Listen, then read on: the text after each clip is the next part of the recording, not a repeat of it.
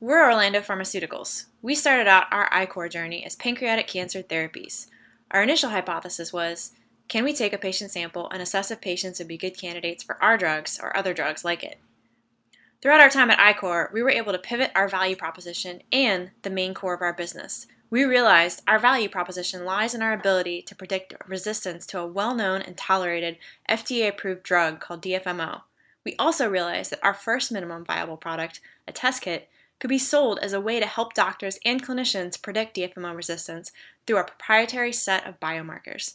We thought that Orlando Pharmaceuticals aligned much more closely with this business idea, as our second minimum viable product is a companion therapy that will treat DFMO-resistant cancers that our kit is able to predict. Because we shifted our value proposition, we also had to make sure that our new value proposition matched our customer segments, and we had to go through a process of discovery to figure out what those customer segments were.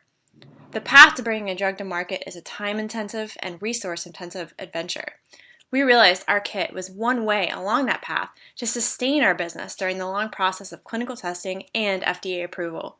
We also realized our kit would have to go through a similar, yet less intensive process to reach FDA approval if it were to be sold as a diagnostic companion. Another stop along our route was the realization that we could market our kit to academic researchers until we secured that FDA approval. This means we talked to academic researchers in labs like the ones we have here at UCF. We talked to people who could help us make our kit. We talked to clinicians who would be customers for our kit once it was approved.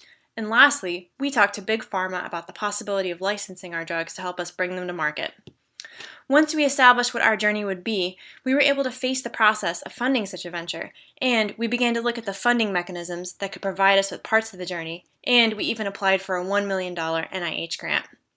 We still have a lot of work to do, but we feel we have positioned ourselves for success with the key partnerships we need to assist us in this venture by knowing the wants and needs of the customer, and in doing so provide better gains for our customers to alleviate some of the pains in the treatment of cancer, an endeavor that we feel will ultimately make a large difference in patient lives.